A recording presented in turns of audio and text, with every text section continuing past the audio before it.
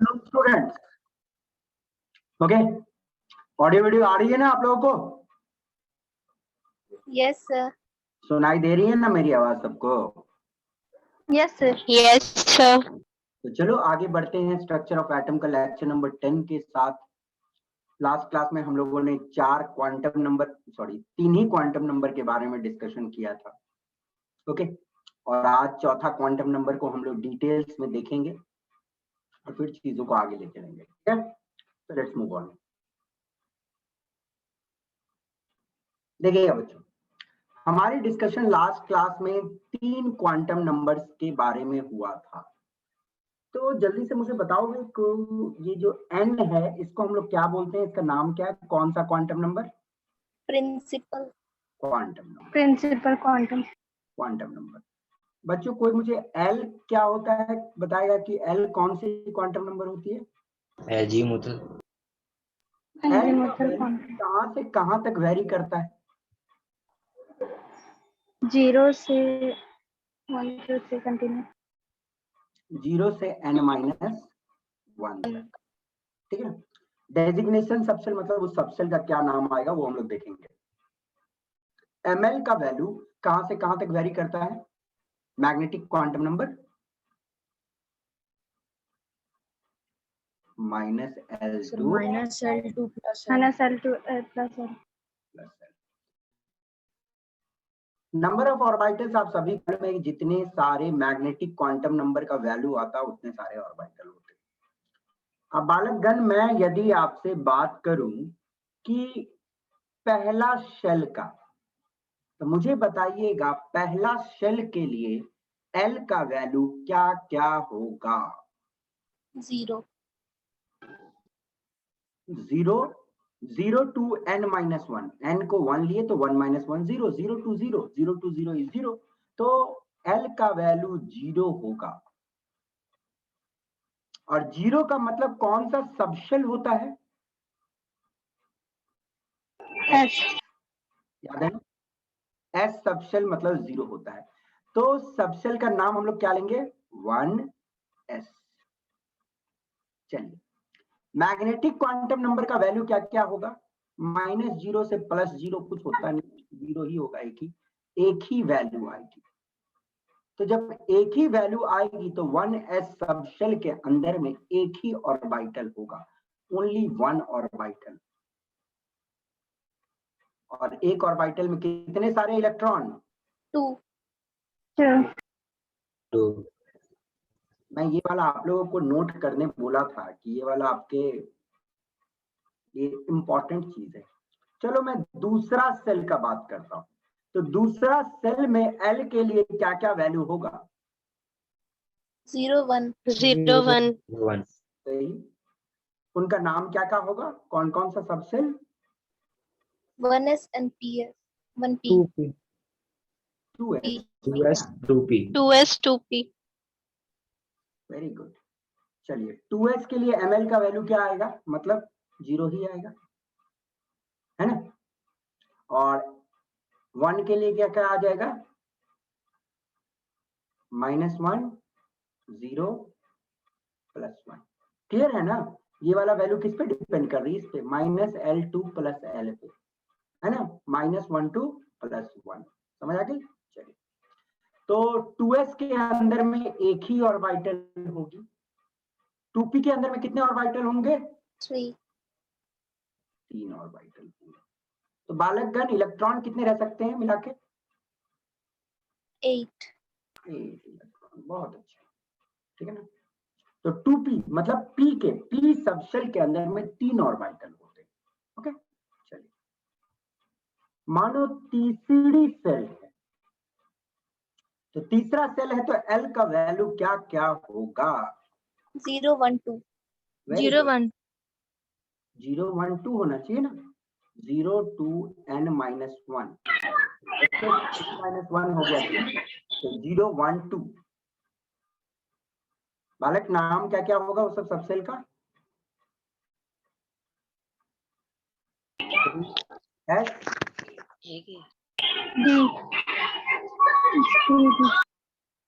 Okay, 3s मतलब 3s के अंदर में एक ही ऑर्बिटल होगी, है ना। 0 2 ये वाला वैल्यू किस पे डिपेंड करता है, इस पे डिपेंड करता है। Okay, minus L two plus L, तो 0 -0 टू +0 कुछ नहीं होता, 0 ही होगा। Got it. 3p के अंदर में 3 ऑर्बिटल, -1 0 +1। 3d -2 -1 0 1 2। मतलब बोलने का थर्ड सेल के अंदर में ये 3s के अंदर में एक ऑर्बिटल, 3p के अंदर में 3 ऑर्बिटल, 3d के अंदर में 5 ऑर्बिटल, सब मिला के 9 ऑर्बिटल। तो कितने इलेक्ट्रॉन रह सकते हैं थर्ड सेल के अंदर? 18 इलेक्ट्रॉन। 18 इलेक्ट्रॉन थर्ड सेल कैसे कैसे बटे रहेंगे? 3s में रहेगा, 3p में रहेगा, 3d में रहेगा। तो थर्ड सेल के अंदर में 3 सब शेल है, थर्ड सेल के अंदर में 3 सब शेल है, 3s 3p 3d। ओके, वैसे ही फोर्थ का बात करूं, जल्दी से कितने सारे सबशेल होंगे, क्या क्या नाम होगा जल्दी बताना। 0 वैल्यू 1 2 3 1 2 3। अच्छा, इनका नाम क्या क्या होगा? 4s 4p 4d 4s। ठीक है ना। 4s के अंदर में ml का वैल्यू 0, 4p के अंदर में वैल्यू -1 0 +1, इसके लिए -2 -1 0 1 2, और इसके लिए क्या हो जाएगा -3 -2 -1 0 1 2 3। वेरी गुड, मतलब 7 वैल्यूज हो जाएंगे। तो इसके लिए एक ऑर्बिटल हो गया, यहाँ पे 3 ऑर्बिटल हो गया, यहाँ पे 5 ऑर्बिटल हो गया, यहाँ पे 7 ऑर्बिटल हो गया। तो देख रहे हो ना, एफ सबशेल के अंदर में 7 ऑर्बिटल होते हैं, ये सब याद रखिएगा, एफ के अंदर में 7 ऑर्बिटल होते हैं। तो टोटल 9 ऑर्बिटल हो गए, 9 की 16 हो गए बेटा, 16 ना होंगे, 16 ऑर्बिटल, 16 ऑर्बिटल मतलब 32 इलेक्ट्रॉन। ओके, तो ये सब आप लोगों को ध्यान रखना है कि कितने कितने इसके अंदर में 9 ऑर्बिटल्स हैं, समझ। चलिए, तो ये कहानी थी कुछ जो आपको बहुत अच्छे से दिमाग में रखना है। N shell, L subshell, ml वो सबशेल के अंदर में कितने सारे ऑर्बिटल वो बताएगा। ठीक है, तो चलिए एक बार आपसे छोटा सा मैं चीज पूछ लेता हूँ, एस सबशेल के अंदर में कितने ऑर्बिटल होते हैं, जल्दी बताना। 1 ऑर्बिटल होता है, बोले तो सिर्फ 2 इलेक्ट्रॉन। पी सबशेल के अंदर में कितने ऑर्बिटल होते हैं बालकगण, जल्दी बताना। पी के अंदर में, पी का वैल्यू 1 होता है, पी के अंदर में कितने ऑर्बिटल होते हैं?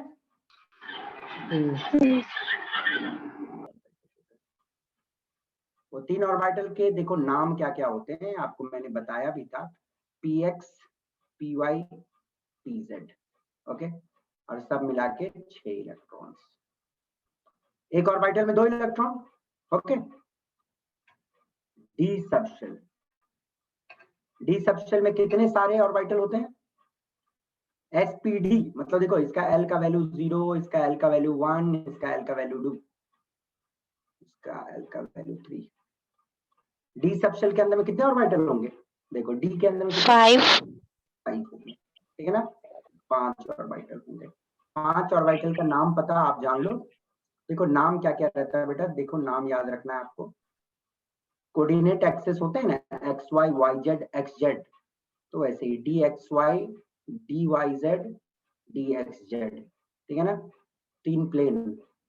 ओके, फिर उसके बाद d x square minus y square, ये चौथा होता है, और एक होता है डी जेड स्क्वायर। तो सबके नाम आप याद रखिएगा, इंपॉर्टेंट, ठीक है ना।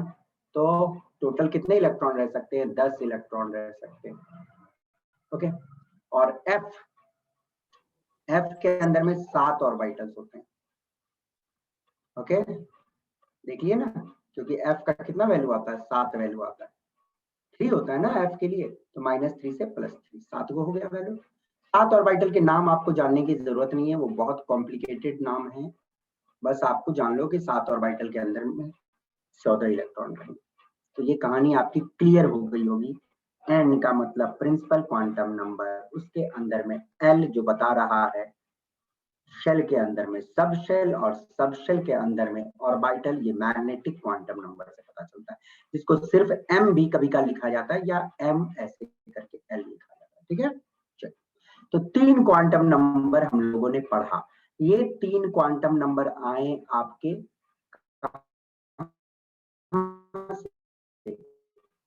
क्वांटम, और चौथा क्वांटम नंबर आया क्वांटम नंबर, नॉर्मली एस अक्सर लिया जाता है, या कभी आप इसको इस तरह भी देखोगे लिखा हुआ एम एस, इस तरह भी लिखा रहता है। ठीक है, अब ध्यान देना है कि ये वाली जो चौथी क्वांटम नंबर है, स्पिन क्वांटम नंबर, ये क्वांटम मैकेनिक्स से नहीं आई थी, ये आई थी जो एटॉमिक स्पेक्ट्रा वाला एक्सपेरिमेंट्स होता है ना, उससे आई थी, मल्टी इलेक्ट्रॉन सिस्टम के। ओके, तो कहां से ये वाली क्वांटम नंबर आई थी, दिमाग में रखिएगा, came from experiments on atomic spectra of multi-electron system.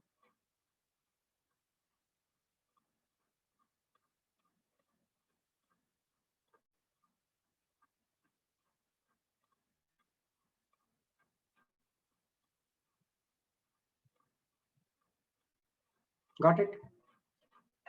तो आपसे कभी पूछ लिया जाएगा कि ये जो चौथा क्वांटम नंबर वो कहां से आया, तो एक्सपेरिमेंट जो हुआ था atomic spectra multi electron system का, ठीक है ना, जिसमें एक से ज्यादा इलेक्ट्रॉन होती है, उनकी एटॉमिक स्पेक्ट्रा को जब ऑब्जर्व किया गया, तब ये वाला चौथा क्वांटम नंबर उससे पता चला।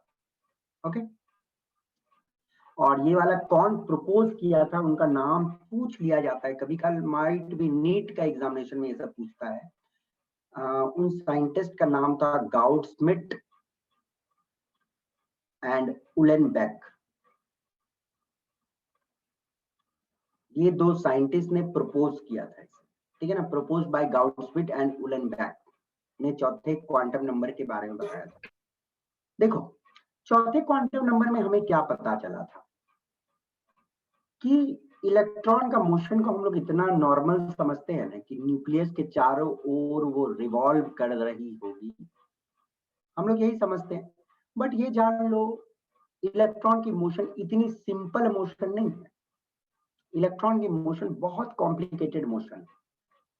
जैसे कि जो धरती होता है, धरती सूरज के चारों ओर घूमता है, साथ में अपने एक्सिस पे भी वो घूमता है कि नहीं, साथ में रोटेट करता है कि नहीं अपने एक्सिस पे भी।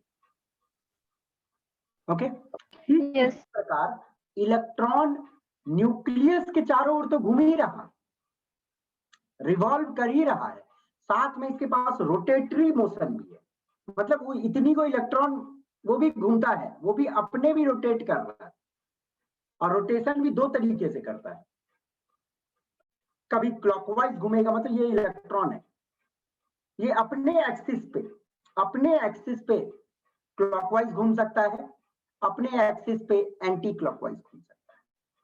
Got it?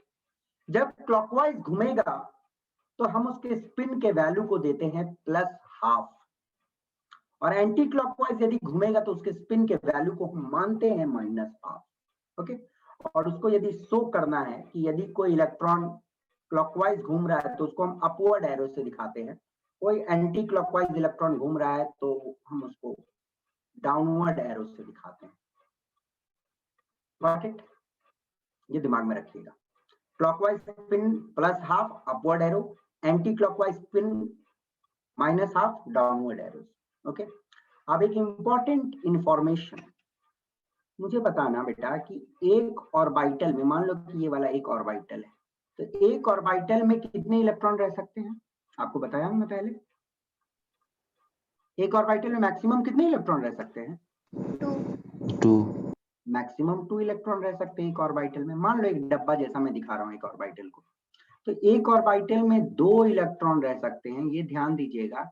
और वो दोनों इलेक्ट्रॉन कैसे रहेंगे मालूम है, एक का यदि स्पिन क्लॉकवाइज होगा तो दूसरा इलेक्ट्रॉन का स्पिन एंटी क्लॉकवाइज होना पड़ेगा, ये दिमाग में रखिएगा, ठीक है ना। तो only 2 electron in an orbital होगा और दोनों इलेक्ट्रॉन की स्पिन उल्टी होगी। एक क्लॉकवाइज यदि अपने एक्सिस पे घूम रहा है तो दूसरा अपने एक्सिस पे एंटी क्लॉकवाइज घूम रहा है, ठीक है। और इलेक्ट्रॉन की जो ये स्पिन होती है ना, ये एक नेचुरल प्रॉपर्टी होती है। नेचुरल प्रॉपर्टी मतलब वो किसी के इंपैक्ट में नहीं, मतलब वो घूम रहा है तो घूम रहा है। जैसे मास, आपके शरीर का जो मास है, total content of the body, वो क्या, वो नेचर ने आपको दिया है।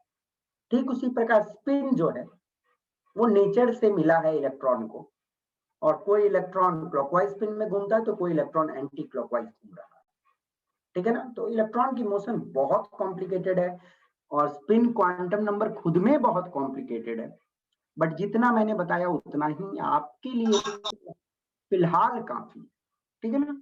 चलिए, तो जो जो इंफॉर्मेशन रखना है आपको, स्पिन क्वांटम नंबर कहां से आया, इलेक्ट्रॉन किस तरह घूमते हैं, दो तरीके से, स्पिन के वैल्यूज, और साथ में स्पिन एक नेचुरल प्रॉपर्टी है और मैक्सिमम 2 ही इलेक्ट्रॉन एक ऑर्बिटल में, और दोनों का स्पिन उल्टा होना चाहिए, एक क्लॉकवाइज है तो दूसरा एंटी क्लॉकवाइज।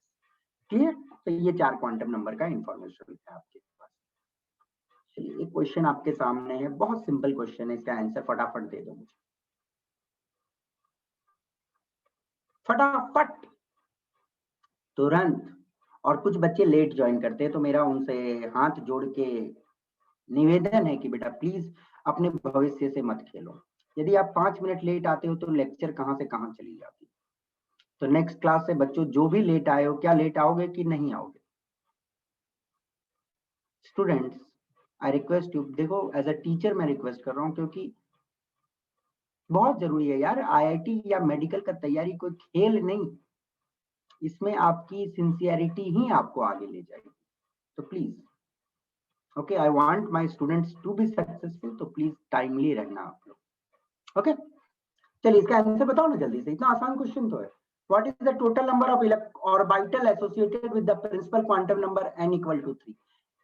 एक ऑर्बिट के अंदर में कितने सारे ऑर्बिटल होंगे, फॉर्मूला बताया था कि नहीं लास्ट क्लास में, याद है कि नहीं? फिर से बताओ, अभी नहीं याद है, चलो नहीं याद है, मैं याद करवा देता हूँ, अभी रुक जाओ।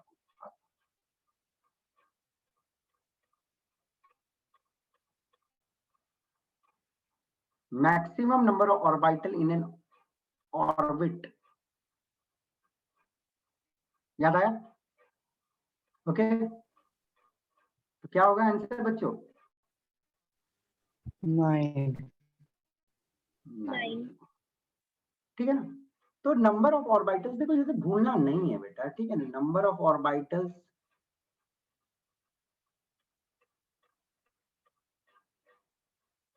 इन n orbit is equal to n square, okay. देखो, मैं कुछ 3-4 फॉर्मूला जो था उसको मैं रिपीट कर दे रहा हूँ। Number of orbitals in n orbit is equal to n square, number of subshells in a shell, इसका क्या फॉर्मूला बताओ तो? एक शेल के अंदर में कितने सारे सबशेल होंगे, इसका क्या फॉर्मूला है? 0 to n-1, याद आया है ना? ओके, और number of orbitals in a subshell, एक सबशेल के अंदर में कितना ऑर्बिटल होगा, वो कैसे पता चलता है? -L2 plus L. ठीक है ना। इसका और एक फॉर्मूला यूज कर सकते हो, ऑल्टरनेटिव 2l+1, इससे आपको पता चल जाएगा कितने सारे ऑर्बिटल होंगे एक ऑर्बिट के अंदर में, इससे आपको पता चल सकता है, ठीक है ना। अब चलिए, मैं इसको पूरा डिटेल्स में आपको समझा देता हूँ, फॉर्मूला भी रटने का जरूरत नहीं है। देखो, n का वैल्यू 3 है, ठीक है ना। तो उसके अंदर में सबसेल्स कितने होंगे? 0 to n-1 l का वैल्यू होता है, तो 0 to 3-1 2, तो 0 to 2, तो l का वैल्यू कितना आ गया? 0 1 2, ठीक है ना। तो कौन कौन से हैं? 3s 3p 3d, S subshell के अंदर में कितना ऑर्बिटल होता है? एक ही ऑर्बिटल होता है।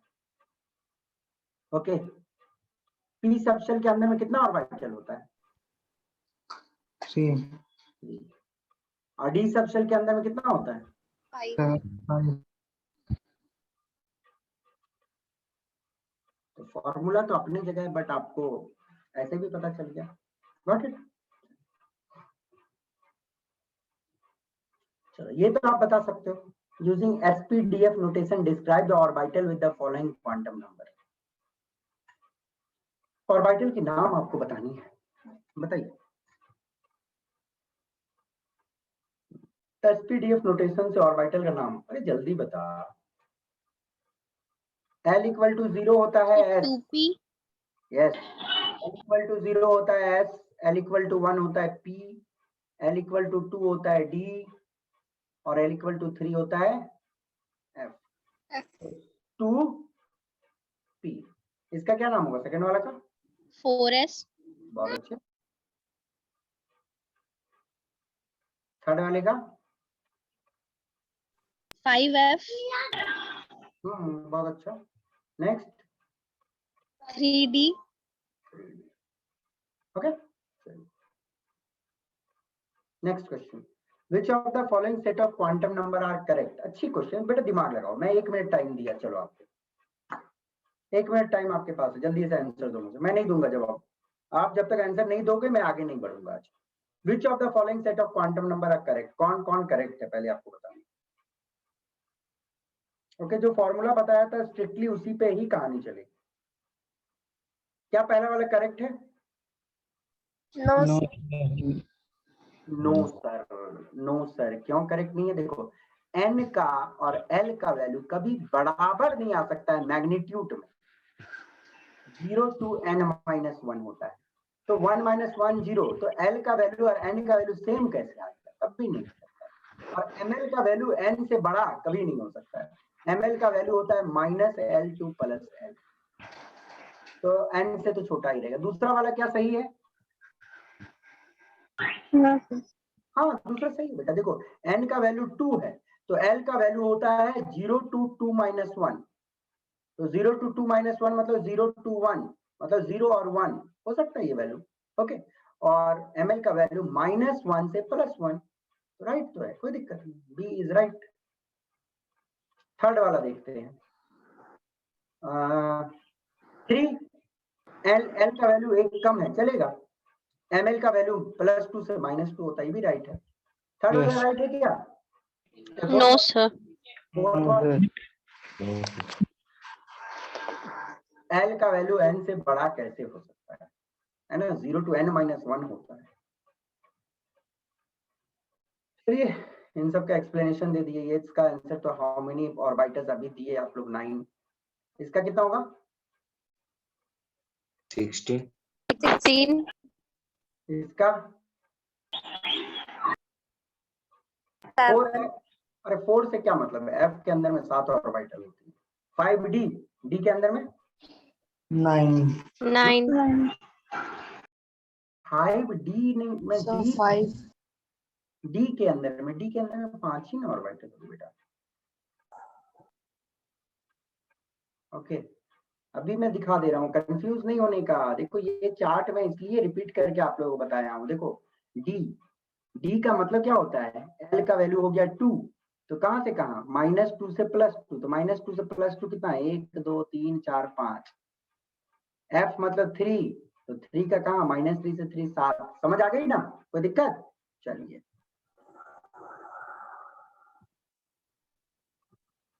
अब आते देखो इंपॉर्टेंट चीज में। तो सबको याद है ना? चलिए मुझे फिर से बता दो। एफ मतलब मान लो हम 7f है, तो f के अंदर में कितने सारे ऑर्बिटल होंगे? sir 9 f के अंदर में 9 होंगे। 7 होते हैं। 7 न होते बेटा, अभी न पढ़ाया। इसमें क्यों आप लोग गलती कर रहे हो? भगवान जाने। देखो, f का वैल्यू देखो, फिर से मैं समझा रहा हूँ। f का वैल्यू होता है 3, है ना? ओके, तो 3 मतलब 7 ना, 7 ऑर्बिटल ना होंगे f के अंदर में। Got it? समझ गए? चलिए यस सर। क्लियर? मुझे अब तो दिक्कत ना, अरे एफ कोई भी हो, 7f हो या 4f हो, इसमें भी 7 ऑर्बिटल्स होंगे और 4f के अंदर में भी 7 ऑर्बिटल्स होंगे। f कोई भी हो, फर्क नहीं पड़ता है, 3d रहे या 5d रहे। 3d के अंदर में कितना ऑर्बिटल? 5 5d के अंदर में 5। 5 समझ गए ना? मतलब d मतलब 5 और p मतलब 3 1 3। चलिए अब यहाँ पे और थोड़ा अच्छे से क्लियर कर देते हैं आइडिया सब। शेप ऑफ ऑर्बिटल्स में आते हैं। एस ऑर्बिटल्स, एस के लिए एल का वैल्यू क्या होगा? 0। Very good. 0। देखो 0, एल का वैल्यू 0 मतलब एस ऑर्बिटल, ठीक है। और एस ऑर्बिटल का शेप होता है स्फेरिकल। ओके, एस ऑर्बिटल की शेप होती है स्फेरिकल। अच्छा मुझे एक बात बताओ, स्फेरिकल चीज का कोई डायरेक्शन होता है क्या? मैं यदि इसको इधर नो सर। इधर ठेल दूंगा तो इधर ढुलक जाएगा, इधर ठेल दूंगा तो इधर चल जाएगा, इधर इधर, मतलब कोई डायरेक्शन नहीं होता है स्फेरिकल चीज का। तो एस ऑर्बिटल जो होती है वो एक नॉन डायरेक्शनल ऑर्बिटल, मतलब उसकी कोई डायरेक्शन नहीं। Okay got it? तो ये दिमाग में रखिएगा। Yes sir. चलिए, तो एस सबशेल के अंदर में, एस सबशेल के अंदर में होता है S orbital. Okay got it? और एस ऑर्बिटल के लिए एल का वैल्यू 0 और ये एक नॉन डायरेक्शनल ऑर्बिटल होती है। अब यहाँ पे कुछ इंपॉर्टेंट चीज आपको गौर करनी है, ध्यान से देखना। तो एस तो अलग अलग होगी ना, 1s 2s 3s ऐसे ऐसे हो सकते हैं। मैं 1s का बात कर रहा हूँ। मान लो ये जो छोटा सा मैं बता रहा हूँ ये न्यूक्लियस है, ठीक है ना। मैं डिफरेंट कलर यूज कर रहा हूँ तो थोड़ा अच्छे से आपको समझ आएगा। Okay, suppose this one is nucleus. Okay, अब मुझे एक बात बताओ, ये जो ब्लैक ब्लैक डॉट्स आपको दिख रहे हैं ना बेटा, दिस इज इलेक्ट्रॉन घूम रही है, ठीक है ना, इलेक्ट्रॉन घूम रही है। अच्छा मुझे एक बात बताओ, ये जो न्यूक्लियस के सामने वाला जगह है, ओके, आपको क्या लग रहा है न्यूक्लियस के सामने वाले जगह पे इलेक्ट्रॉन बहुत ज्यादा समय बिता रहा है कि नहीं, बहुत ज्यादा घूम रहा है कि नहीं घूम रहा है? Yes sir. ब्लैक डॉट का डेंसिटी ज्यादा दिख रहा है, मतलब ज्यादा बार इधर घूम रहा है। न्यूक्लियस से जैसे ही दूर जा रहे हो क्या हो रहा है, इलेक्ट्रॉन कम पाया जा रहा है कि नहीं? इधर देख रहे हो ना, ब्लैक डॉट्स क्या है, सब जगह में कम है ना। ओके, तो 1s ऑर्बिटल का यदि मैं बात करता हूं तो न्यूक्लियस के सामने इलेक्ट्रॉन के पाए जाने का बहुत हाई होते हैं, और न्यूक्लियस से आप जैसे ही दूर जाने लगते हो इलेक्ट्रॉन के पाए जाने का संभावना। प्लीज अपना माइक बंद करो, बहुत आवाज आ रही है। ओके, न्यूक्लियस से जैसे ही दूर जाते हो इलेक्ट्रॉन का पाए जाने का संभावना कम होने लगता है, बहुत कम होने लगता है, बट 0 कभी नहीं होगा। आपको मालूम है ना, इलेक्ट्रॉन तो कहीं भी जा सकती है ना, इलेक्ट्रॉन तो एनर्जी गेन करके कहीं भी जा, देखो इधर भी है, इधर भी इलेक्ट्रॉन, बट ना के बराबर है। हम लोग क्या करते हैं, इलेक्ट्रॉन मैक्सिमम टाइम जहां बिताता है उस वॉल्यूम का एक रफ शेप बनाते हैं। ओके, अब एक दो बार इलेक्ट्रॉन उससे बाहर भी चला गया तो हमको उससे मतलब नहीं, बट हाँ इलेक्ट्रॉन मैक्सिमम समय जिस शेप में बिताता है ऑर्बिटल का शेप हम वैसा मान लेते हैं। तो ये देखा गया था कि एस ऑर्बिटल्स के केस में एक स्पेरिकल वॉल्यूम में इलेक्ट्रॉन ज्यादा समय बिता रहा है, तो इसलिए हम लोग 1s का शेप को स्पेरिकल बोलते हैं। ओके, और 1s में इलेक्ट्रॉन सबसे ज्यादा कहां पाई जाएगी, न्यूक्लियस के सामने। फिर न्यूक्लियस से जैसे दूर जाते जाओगे इलेक्ट्रॉन के पाए जाने का संभावना कम होते जाएगा, कम होते जाएगा, कम होते जाएगा, बट 0 कभी नहीं होगी, क्योंकि इलेक्ट्रॉन तो कहीं भी एनर्जी गेन करके जा सकता है ना आगे। नेक्स्ट 2s का बात करता हूं। जब मैं 2s का बात करूंगा तो देखो ये वाला मैं एक छोटा सा न्यूक्लियस लिया, ठीक है ना। ओके, न्यूक्लियस दिख रही है आप लोगों को, ये ब्लैक कलर की, ये हल्का सा रेड कलर का न्यूक्लियस, ठीक है, वो बार बार मिट जाएगा, ठीक। दिस वन इज न्यूक्लियस, मैं हल्का सा रेड दिखाया। ओके, आप देखो न्यूक्लियस के बाद आएगा 1s, सबसे पहले पहला सेल आएगा ना, तो पहला सेल का 1s आएगा, तो आप देखो ये वाला 1s बताया गया है, ये वाला 1s बताया गया हल्का सा जगह में, ओके 1s, अंडरस्टूड। फिर उसके बाद खाली जगह होती है, सॉरी ये डायग्राम ने एनसीईआरटी ने इसमें गलती किया है और आपके डायग्राम में गलती है, ध्यान से देखिएगा। 1s के बाद बिल्कुल खाली जगह होगी, 1s के बाद बिल्कुल खाली जगह होगा, इलेक्ट्रॉन नहीं पाया जाएगा, ठीक है ना, एकदम व्हाइट होगा, इलेक्ट्रॉन नहीं पाया जाएगा 1s के बाद। ये आपके इमेज में गलती है, एनसीईआरटी ने गलती किया है इस इमेज में, ध्यान से देखना। ओके मैं तो व्हाइट कर दिया हूं रफली, आप लोग समझ लेना। दिख रहा है ना हल्का white? Yes sir. Yes sir. चलो व्हाइट में कर दिया, अब मेरा पेन गायब हो जाएगा कि व्हाइट पे तो व्हाइट दिखेगा नहीं। चलो रेड ले लेता हूँ फिर। देखो 1s के बाद आएगी 2s, और 1s और 2s के बीच में बिल्कुल खाली जगह होगा जहां पे इलेक्ट्रॉन एकदम समय नहीं बिताएगा, ओके 1s और 2s के बीच में there will be empty space जहां पे इलेक्ट्रॉन कभी नहीं जाती है, और उस जगह को हम लोग बोलते हैं नोड। क्या बोलेंगे? नोड। फिर उसके बाद 2s स्टार्ट हुआ। अब देखो 2s स्टार्ट हुआ तो स्टार्टिंग में आप देख रहे हो कि इलेक्ट्रॉन बहुत ज्यादा घूम रहा है, फिर आप जब दूर जाते जा रहे हो, देख रहे हो ना कि दूर जा रहे हो तो क्या थोड़ा सा इलेक्ट्रॉन कम है ना ये सब जगह, ओके। तो 2s के लिए भी वही कहानी है कि 2s जब स्टार्ट होता है तो इलेक्ट्रॉन बहुत ज्यादा रहती है, फिर उसके बाद कम पाए जाने का संभावना होता है जैसे दूर जाते हो। और 1s और 2s के बीच में ये अंदर वाला हो गया 1s, ठीक है ना, दिस वन इज 1s, और नेक्स्ट ये जो शुरू हुआ है 2s, ओके। तो 1s और 2s के बीच में इलेक्ट्रॉन के पाए जाने का संभावना बिल्कुल जीरो होता है, और उस रीजन को हम लोग बोलते हैं node. Got it?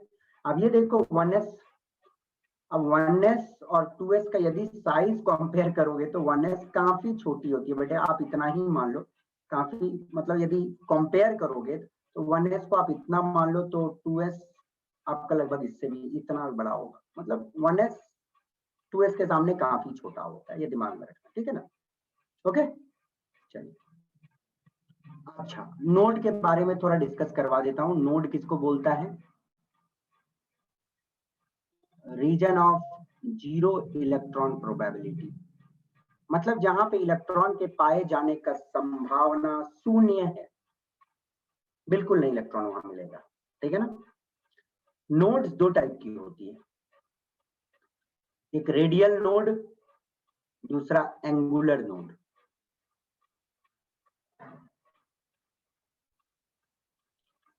Radial node and the next one is angular node.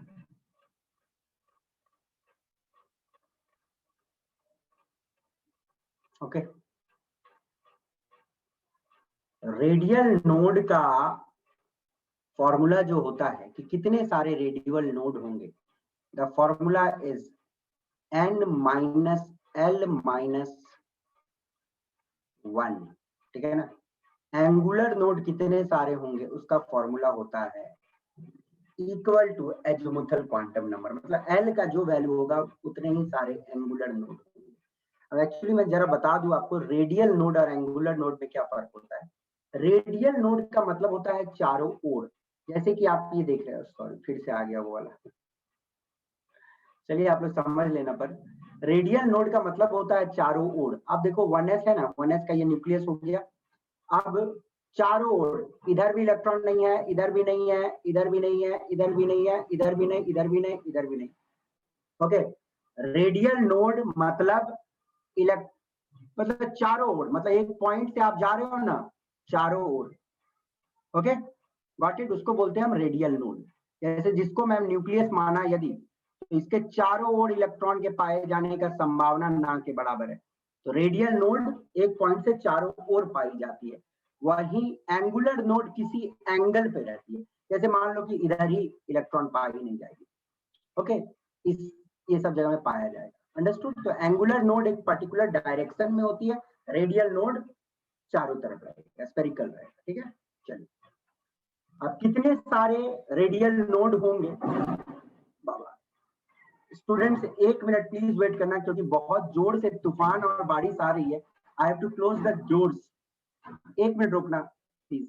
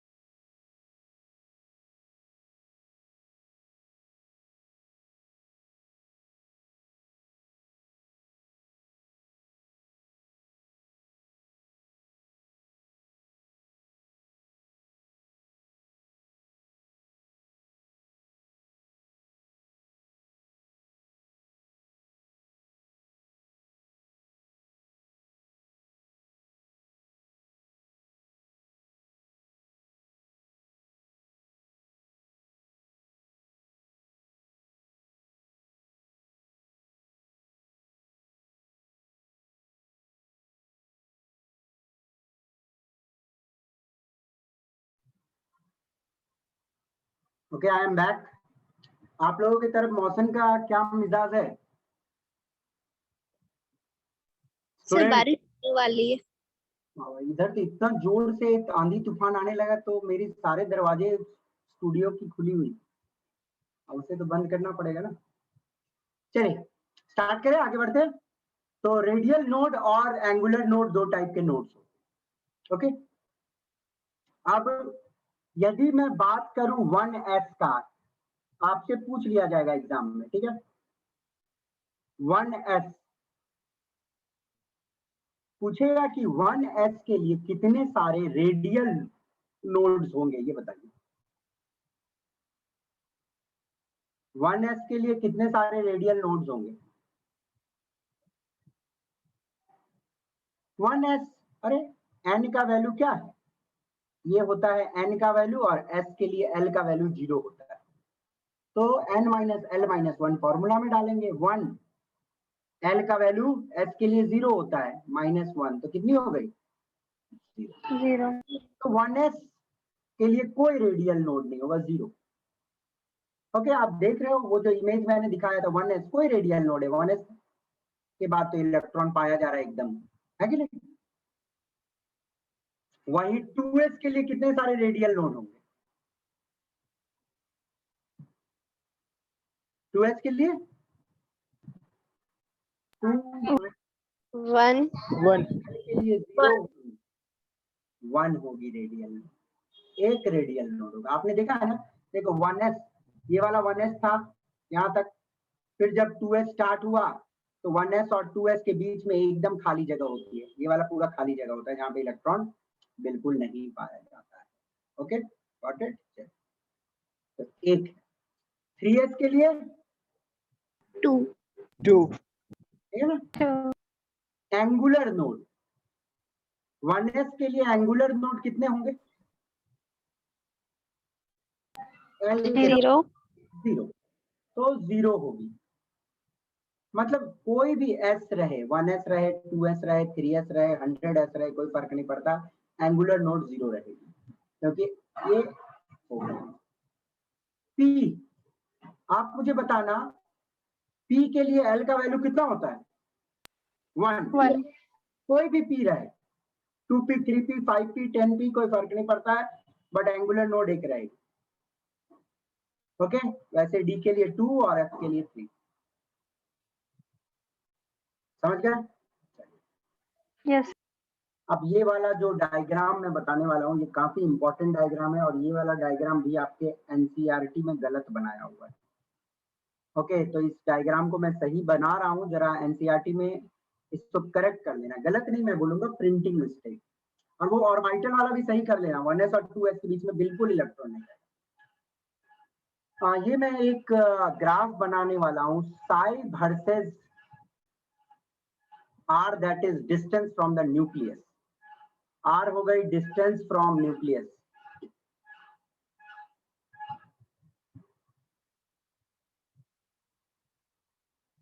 बच्चों साई आपको मालूम है ना, एटॉमिक ऑर्बिटल।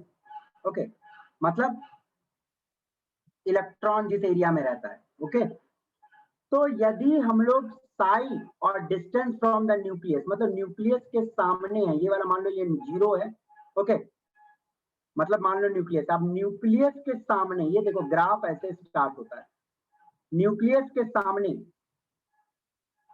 और फिर उसके बाद ये ग्राफ कुछ ऐसे होती है, 0 लाइन को कभी नहीं टच करेगा, ये ध्यान देना। ओके, अब बोलोगे सर ये वाला न्यूक्लियस के सामने जो ये पॉइंट है, यहाँ पे इलेक्ट्रॉन का जो कुंडली है, साई समझते हो ना, इलेक्ट्रॉन की कुंडली, एटॉमिक ऑर्बिटल, इलेक्ट्रॉन की कुंडली इतनी स्ट्रॉन्ग क्यों है न्यूक्लियस के सामने में? मैंने आपको अभी समझाया था ना कि न्यूक्लियस के सामने इलेक्ट्रॉन के पाए जाने का संभावना काफी स्ट्रॉन्ग होता है, और जैसे ही आप न्यूक्लियस से दूर जाने लगते हो, इलेक्ट्रॉन के पाए जाने का संभावना कम होने लगता है ना। ये वाला न्यूक्लियस से दूर गए, पर 0 कभी नहीं होगा, ये ध्यान दीजिएगा। Got it? ये वाला डायग्राम है 1s के लिए। अब वहीं आपको 2s के लिए बनाने के लिए बोला गया, तो कैसा डायग्राम होगा? कोई बच्चा थोड़ा दिमाग लगा सकता है क्या? कैसा होगा 2s के लिए? देखो, ये साई बोले तो इलेक्ट्रॉन की कुंडली, और this is distance from the nucleus. Obvious सी बात है 2s के लिए भी न्यूक्लियस के सामने तो इलेक्ट्रॉन के पाए जाने का संभावना काफी स्ट्रॉन्ग था, तो जो ग्राफ का जो स्टार्टिंग पॉइंट है वो काफी हाई रहेगा, है ना। यदि ये मान रहे हैं, इस पॉइंट से कंपेयर करते हैं, न्यूक्लियस के सामने है तो बहुत ज्यादा प्रोबेबिलिटी है इलेक्ट्रॉन की, और वहीं यदि न्यूक्लियस से जैसे ही दूर जाने लगते हैं, इलेक्ट्रॉन के पाए जाने का संभावना कम होता है। और ये देखो एक बार 0 लाइन को टच किया, अब 0 लाइन को टच किया, इसका मतलब क्या है बताना तो मुझे। नोड, है ना। 1s और 2s के बीच में एक जगह होती है ना जहाँ पे इलेक्ट्रॉन के पाए जाने का संभावना बिल्कुल 0 होता है, तो ये हो गया नोड। Yes sir. ओके, और वहीं यदि 3s के लिए आपको बोला जाए, इलेक्ट्रॉन की कुंडली और डिस्टेंस फ्रॉम द न्यूक्लियस, तो ये ग्राफ कुछ ऐसी बनेगी।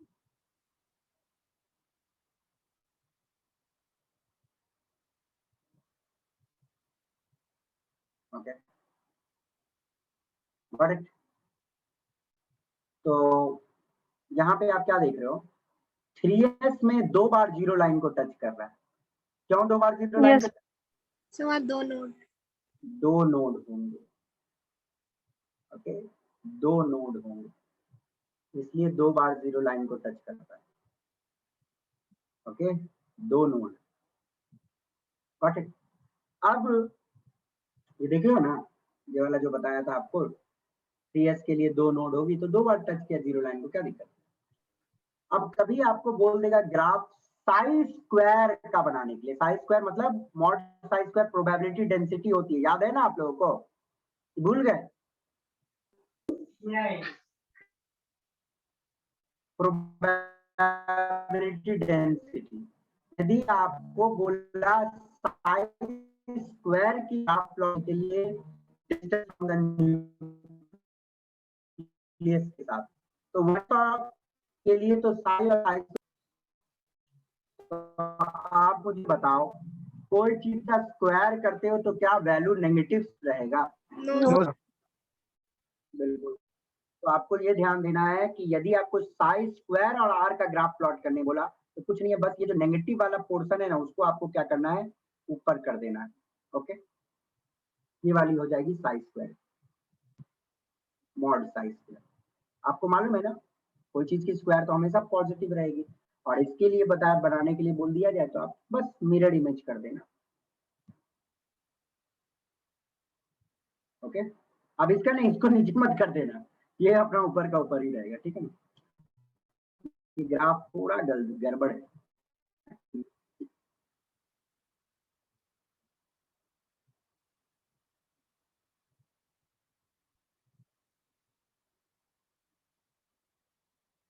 तो आप समझ सकते हो इसे, बट तो इसको क्या है, ये वाला पोर्शन को आपको ये कर देना, तो ये वाला हो जाएगी मॉड साइज स्क्वायर और आर, गॉट इट, समझ गया। Yes, sir. अब में गलती क्या किया है, वो जीरो लाइन से टच करवा दिया है, जो नहीं होनी चाहिए, ठीक है ना, गॉट इट। अब यहाँ पे क्या दिया हुआ है, size of orbital increases with increase in principle quantum number. तो ये तो कोई बोलने की बात है ही नहीं कि 2s का साइज बड़ा होगा 1s का, 3s का साइज 2s से बड़ा होगा, 4s का साइज 3s से बड़ा होगा, ठीक है। ये ग्राफ को देख लेना। पी ऑर्बिटल पे आते हैं, ओके। ये जो पी ऑर्बिटल होते हैं उसके लिए एल का वैल्यू क्या होता है, 0 1 टी के लिए तो 1 ही ना होगा बेटा, सॉरी 1 ओके। एल का वैल्यू, ओके, एल का वैल्यू 1 होगा। हाँ, अब पी सबशेल के अंदर में, मतलब एल का वैल्यू 1 जो आया वो पी सबशेल का आया। अब पी सबशेल के अंदर में कितने सारे ऑर्बिटल होंगे ये हमें पता चलेगा एमएल से। तो क्या क्या वैल्यू होगा, -1 0 and 1 प्लस 3 वैल्यू होगी। इसका मतलब क्या होगा, कितने सारे ऑर्बिटल, 3 मतलब पी सबशेल के अंदर 3 ऑर्बिटल होंगे, ओके। और उन तीनों ऑर्बिटल के को हम लोग डी जनरेट ऑर्बिटल बोलते हैं, समझे बात को। पी सबशेल के अंदर में 3 ऑर्बिटल्स होते हैं जिनको हम लोग डी जनरेट ऑर्बिटल बोलते हैं। डी जनरेट क्योंकि सेम एनर्जी रहती है, तीनों की एनर्जी सेम रहेगी। पी सबशेल के अंदर में जो 3 ऑर्बिटल है तीनों की एनर्जी सेम रहेगी, ओके। और हम लोग उनका नाम दे सकते हैं चाहे तो, एक्चुअली सबशेल के ओरिएंटेशन को ही बताता है कि ऑर्बिटल किस ओरिएंटेशन में रहेगा। तो -1 तो आप बोल सकते हो पी एक्स एक्सिस के लिए, ओके। एक सेकंड रुक जाओ,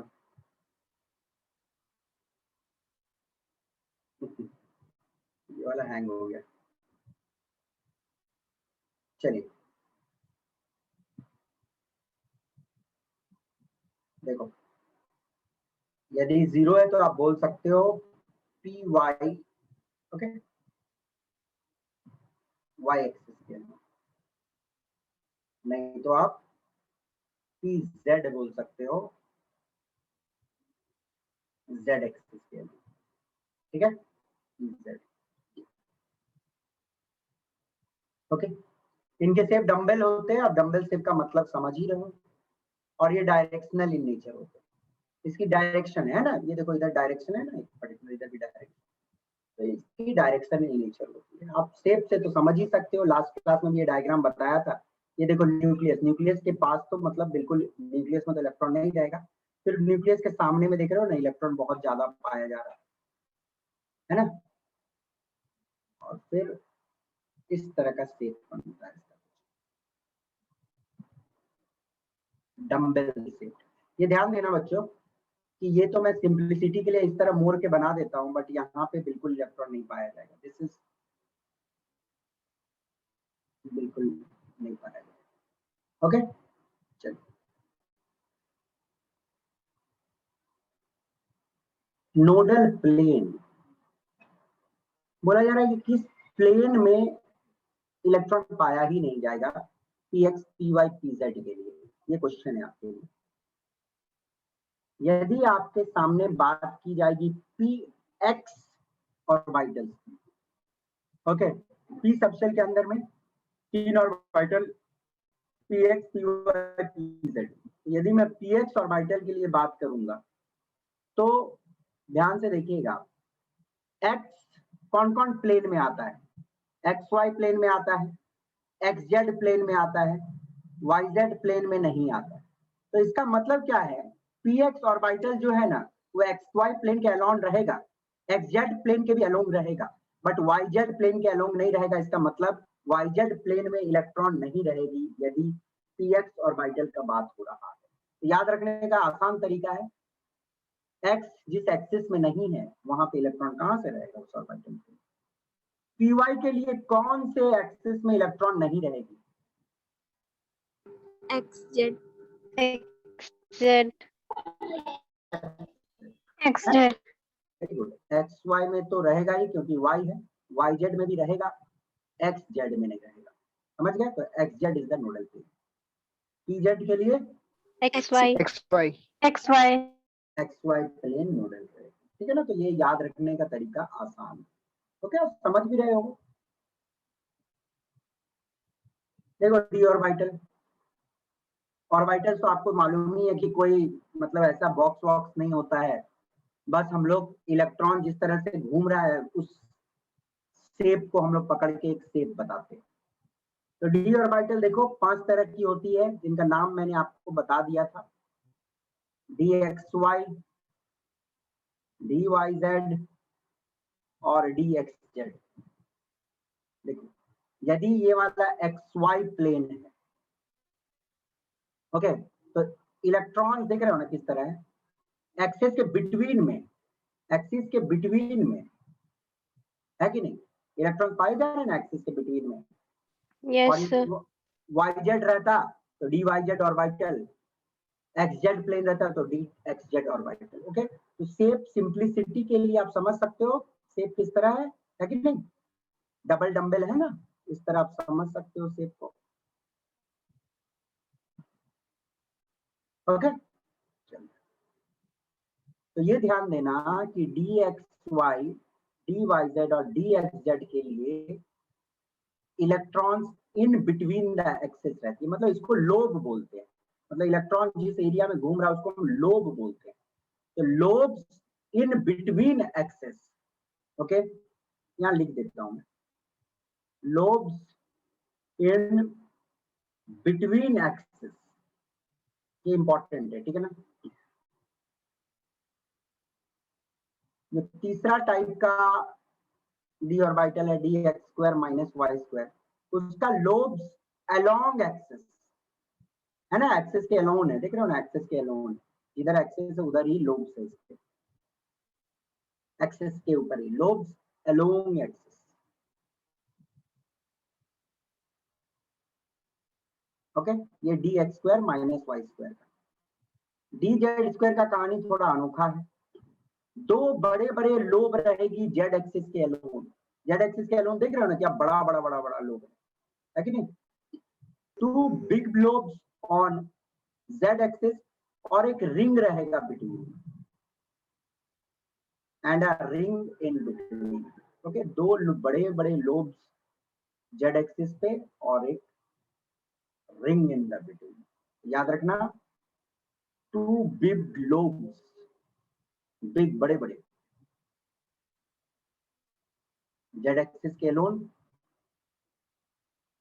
प्लस रिंग इन बिटवीन।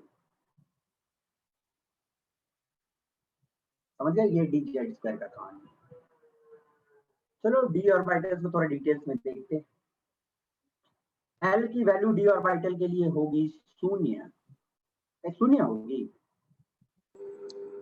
2 होगा, है ना। एमएल का क्या क्या वैल्यू होगा, -2 -2 -1 0 0 1 2 मतलब 5 ऑर्बिटल ना, 5 डी जनरेट ऑर्बिटल मतलब सेम एनर्जी, सेम एनर्जी होगा, सिमिलर भी नहीं, मैंने शायद सिमिलर लिख दिया है यहाँ पे, नहीं सेम एनर्जी होगी, ठीक है, नहीं सेम एनर्जी। डी सबसेल में 5 सेम एनर्जी वाले ऑर्बिटल रहते हैं।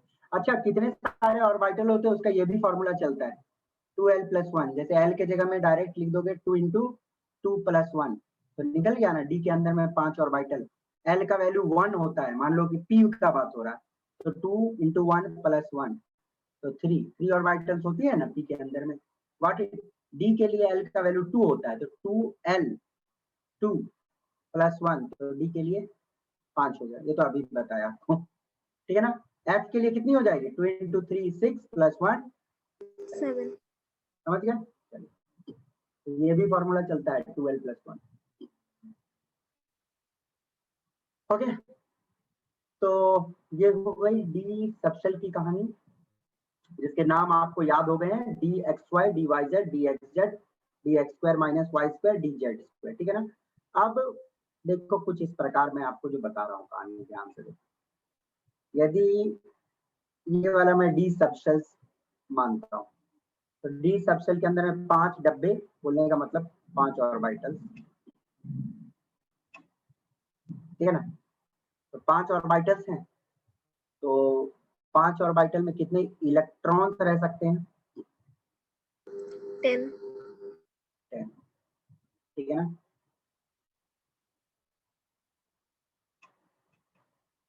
और एक और इलेक्ट्रॉन यदि ऊपर वाला स्पिन के साथ है, तो दूसरा इलेक्ट्रॉन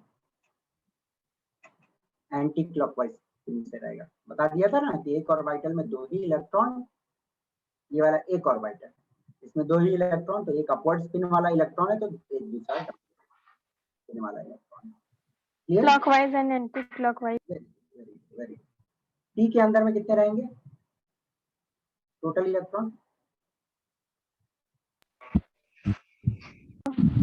6, ठीक है ना। 3 अप वाला है तो 3 डाउन वाला, ठीक है ना। ओके, अब नोडल प्लेन डी ऑर्बिटल के लिए थोड़ा विजुलाइज करना मुश्किल है, बट इसको दिमाग में रखना आसान है। विजुअलाइजेशन थोड़ा टफ पड़ता है इसका, बट इसको आप समझ सकते हो। मान लो मैं डी एक्स वाई बात कर रहा हूँ, डी एक्स वाई ऑर्बिटल का, तो बच्चों देखो ध्यान से देखो, इसको कैसे याद रखना। एक्स वाई में जेड नहीं है, तो आप क्या करो ना, एक्स के साथ जेड का कॉम्बिनेशन बना लो और वाई के साथ जेड का कॉम्बिनेशन बना लो, x z and y z nodal plane होती है डी एक्स वाई के लिए। ठीक उसी प्रकार देखो, इसको विजुअलाइज करने जाओगे तो थोड़ा टफ है, बट मैं बोलूंगा इसको दिमाग में रख लो, आसान है दिमाग में रखना। वाई जेड के लिए क्या नहीं है, एक्स नहीं, तो नोडल प्लेन क्या क्या हो जाएगा, y x x z y x, है ना, ठीक है ना, एक्स वाई और एक्स जेड। और डी कौन सा बचा वाई जेड के लिए, वाई जेड तो हो गया, x y Z Y. Z y. ठीक है ना, तो इसके लिए याद हो जाएगा। अब डी जेड स्क्वायर के लिए आप दिमाग में रखना no nodal plane, d z square के लिए कोई नोडल प्लेन नहीं रहती है। कैसे कोई नोडल प्लेन रहेगा, देखो देखो, ये तो 2 बड़े बड़े लोग जेड एक्सिस के एलोन तो है, या साथ में एक रिंग है, और रिंग जो रहता है वो तो सारे एक्सेस को कवर कर दे रहा है ना, तो कोई उसके लिए नोडल प्लेन नहीं रहती है। यदि d x square minus y square का बात करोगे, तो nodal plane in between the axes होती है, देखो ध्यान से, इन बिटवीन द एक्सेस, ये वाला और ये वाला एक्सेस के बीच में, समझ गए, इसके लिए नोडल प्लेन होगा इन बिटवीन द एक्सेस, ये गॉट इट, ये प्लेन और ये प्लेन। ओके, तो d x square minus y square के लिए नोडल प्लेन होगा in between the axes. Okay, तो दिमाग में रखिए। तो ये तो हुई डी ऑर्बिटल की कहानी। यदि रफ एंड डायग्राम बनाया जाए तो d x y, d y z और डी एक्स जेड के लिए सिमिलर टाइप की होगी। देखो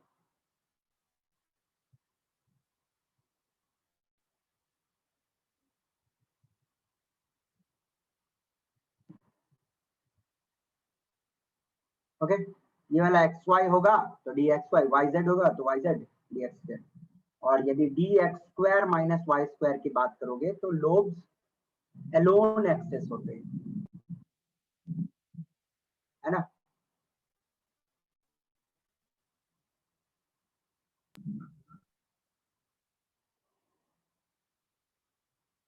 गॉट इट। और DZ² का यदि हम लोग बात करेंगे तो दो बड़े बड़े लोब्स होते हैं, कहाँ, Z एक्सिस पे। Z एक्सिस पे दो बड़े बड़े लोब्स,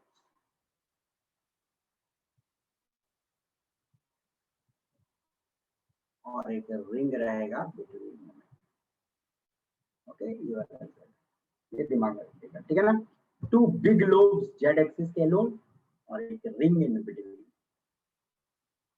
चलिए, कुछ क्वेश्चन है आपके लिए, फटाफट आंसर दीजिए। चलिए,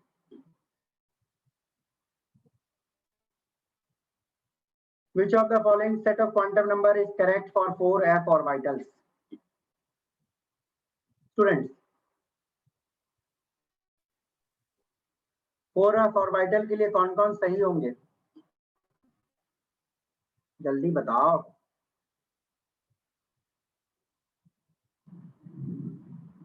सोच के बताइए, मैं नहीं बताऊंगा आंसर। क्या होगा students? Can you please tell me what will be the answer?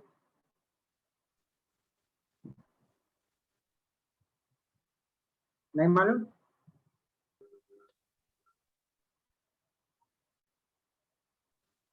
Four है तो n का वैल्यू 4 है, ठीक है ना। 16 4 है तो n का वैल्यू 4 है, ठीक है ना।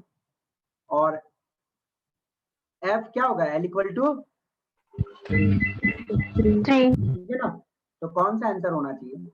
n 4 हो सकता है, l 3 हो सकता है, m +1 हो सकता है, स्पिन ऑफ इलेक्ट्रॉन।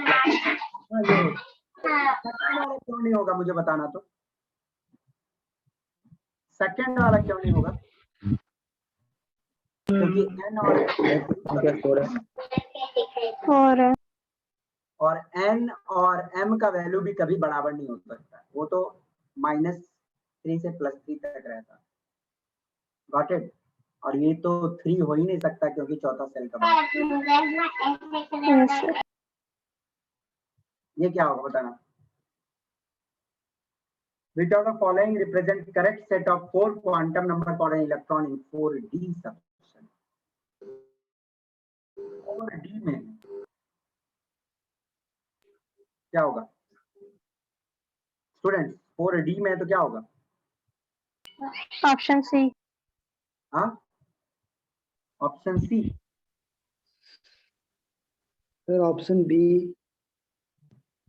4d है तो n का वैल्यू तो 4 हो गया है, d मतलब pd, l का वैल्यू क्या होगा 2 होगा, ठीक है ना। m का वैल्यू -2 से +2 तक हो सकता है, स्पिन ऑफ इलेक्ट्रॉन +½ या -½ हो सकती है, +-½ हो सकती है। तो देखते हैं 4210 पहला वाला हो सकता है क्या? नो सर, क्योंकि इलेक्ट्रॉन का स्पिन का वैल्यू 0 नहीं होता। दूसरा वाला हो सकता है? यस सर, हो सकता है। ओके, ये वाला क्यों नहीं होगा? क्योंकि f है।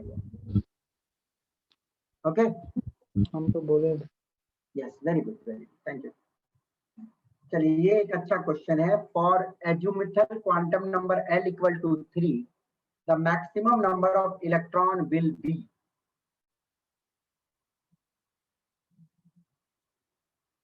एजुमिथल quantum number l equal to 3 maximum number of electron कितना होगा?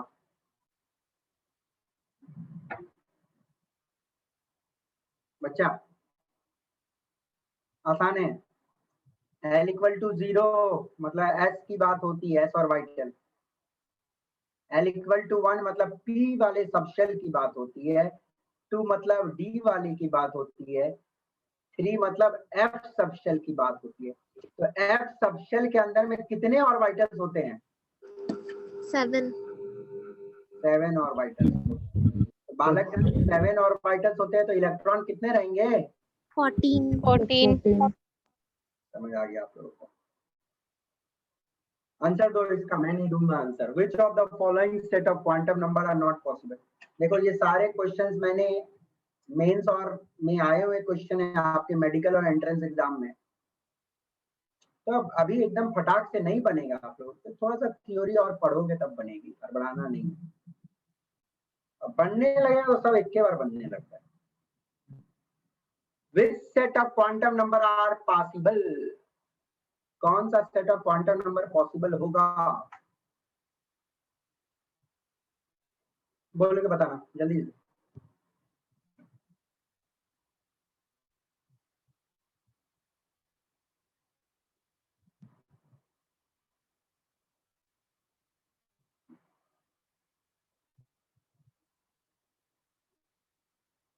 पहला वाला क्या पॉसिबल है? Yes, sir. देखो Yes, sir. N l m और स्पिन। पहला वाला है एन का वैल्यू 2, एल का वैल्यू सॉरी एन का वैल्यू 3, एल का वैल्यू 2, एम का वैल्यू 0 दिया हो तो हो सकता है -2 से +2 0 हो सकता है। स्पिन का वैल्यू +½ हो सकता है। दूसरा वाला ये हो सकता है, दूसरा वाला देखते हैं, एन का वैल्यू 2, एल का value 2, Not possible. No, sir. Okay. और Third possible. Not possible. Third वाला पॉसिबल है क्या? No, हो sir. सकता है No, sir. sir. एन का वैल्यू 1, एल का वैल्यू 0. एम का वैल्यू 0. -½ Zero. ये तो हो सकता है, क्या नहीं हो सकता, ये हो सकता है। Yes, sir. लास्ट वाला 3 हो सकता है। एक का 2 Yes, sir. हो सकता है. -2 +½ -2. Half. क्वेश्चन क्या पूछा है? नॉट पॉसिबल पूछा है आपसे, B. नॉट पॉसिबल, ठीक है ना, क्वेश्चन फंसा रहा है थोड़ा सा। चलिए, the total number of electron that can be accommodated in all orbitals having principal quantum number 2 and azimuthal quantum number 1.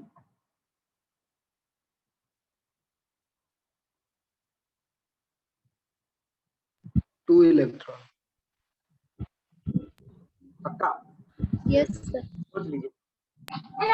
Yes. Total number of electron जो हटाया जा सकता है जहां पे प्रिंसिपल क्वांटम नंबर 2 होगा, प्रिंसिपल क्वांटम नंबर 2 होगा मतलब सेकंड, और एजिमुथल क्वांटम नंबर 1 होगा। एजिमुथल क्वांटम नंबर 1 मतलब 2p।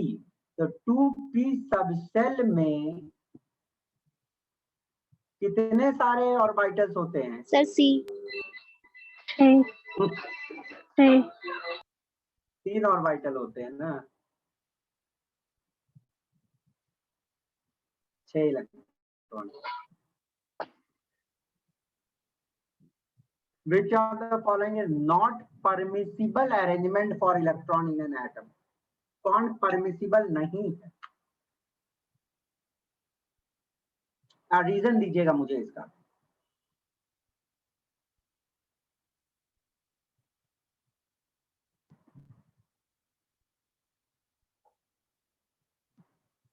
क्या रीजन होगा?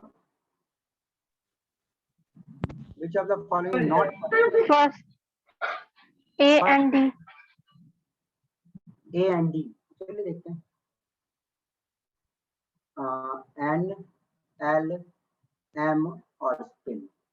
तो पहला दिया हुआ 5, L 3 हो सकता है, क्यों नहीं हो सकता है? 0 to n minus होता है, तो 0 to 5 minus 1 4 मतलब 0 to 4, 0 1 2 3 4 हो सकता है, क्यों नहीं हो सकता है? ओके। M का वैल्यू -3 से +3, -3 से +3 के बीच में 0 आता है, हो सकता है। तो पहला वाला परमिसिबल है, नॉट परमिसिबल पूछा हुआ है। Sir, D. N का वैल्यू 2, L का वैल्यू सॉरी N का वैल्यू 3, L का वैल्यू 2, मतलब हाँ एक कम हो सकता है। M का वैल्यू -3, बिल्कुल नहीं। M का वैल्यू -L से +L होता है, -2 से +2 ना, -3 कहाँ से होगा? ये तो खत्म हो गया, नहीं होगा, तो आंसर यही हो गया। बाकी सारे पॉसिबल हैं, 3 2 -2 सही है, 4 0 0 सही है, नॉट परमिसिबल तो यही दिख रहा है मुझे।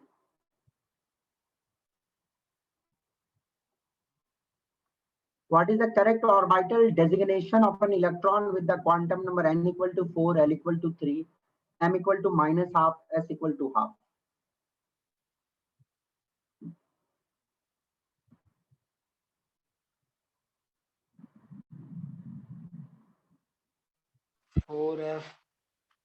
करेक्ट ऑर्बिटल डेसिग्नेशन एक इलेक्ट्रॉन का 4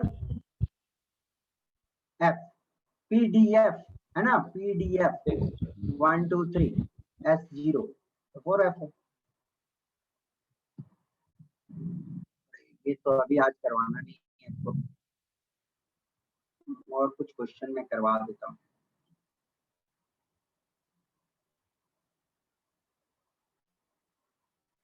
Which of the following should be the possible subcell for n plus l equal to 7?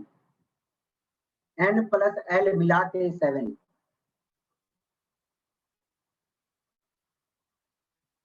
n plus l मिला के 7,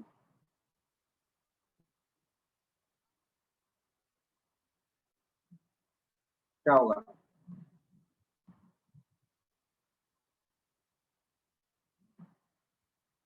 चलो ये ऑप्शन देखते हैं, 7s, ठीक है, 7s मतलब 7 + 0 7 हो गया, 6p मतलब 6 + p का वैल्यू 1 7 है, 5 और d कितना होता है 2 होता है, 5 + 2 7 है, 4 + 3 7 है। तो मुझे तो पहला आंसर ही सही लग रहा है, तो बाकी तो आंसर चेक करने की जरूरत ही नहीं है।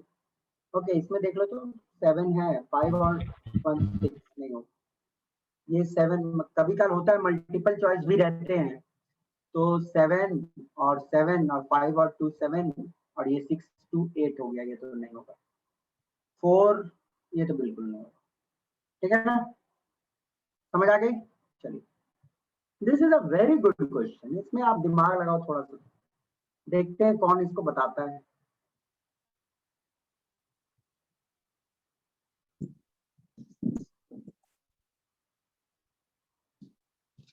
अच्छी क्वेश्चन है। What will be the possible number of electrons in a possible subshell n plus l बराबर 4? क्या होगा बालक लोग, जल्दी बताओ। n plus l मिला के 4 करना है, ये होगा सर बी ए 2, ये होगा। चलिए, n plus l मिला के 4 करना है, n plus l मिला के 4 करना है, तो हम क्या कर सकते हैं, 2 + 2 ले सकते हैं क्या? नहीं, 2 + 2 नहीं ले सकते, क्योंकि n और l बराबर तो नहीं हो सकता है, ये तो कॉम्बिनेशन चलेगा नहीं, है ना, क्योंकि 2d तो होता ही नहीं है। मत छोड़ो, हम किसी को फेरते नहीं है सबके लिए, ओके, हम किसी से कुछ मांगते नहीं। n का वैल्यू 3 ले सकते हो, l का वैल्यू 1 ले सकते हैं, तो 3 + 1 4 होता है। इससे मांग लेते हैं सब, किसी का काम खाना मांगने में नहीं आता है। प्लीज बंद कर लीजिए, आपकी ऑडियो जो गलत है गलत है, जो मेरे लिए गलत है वो गलत है, ठीक है। कहीं भी जाके किसी भी डॉक्टर से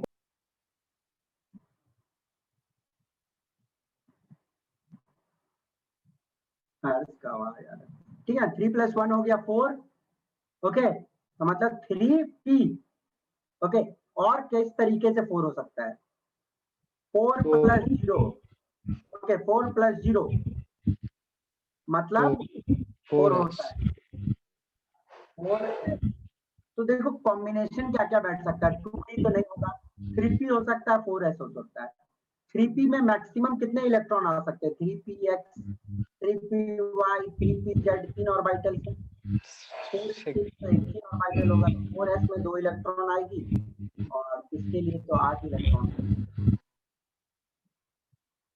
ओके, समझ आ गई?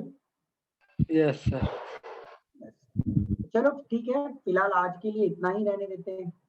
नेक्स्ट क्लास में जब मिलेंगे तो obviously we will complete this chapter, और अच्छे से पढ़ के आना क्योंकि नेक्स्ट क्लास में बहुत सारे क्वेश्चंस हम लोग बनाएंगे। सर पीडीएफ भेज दीजिएगा। हाँ बेटा भेज यस सर, देंगे। लास्ट क्लास का भी पीडीएफ।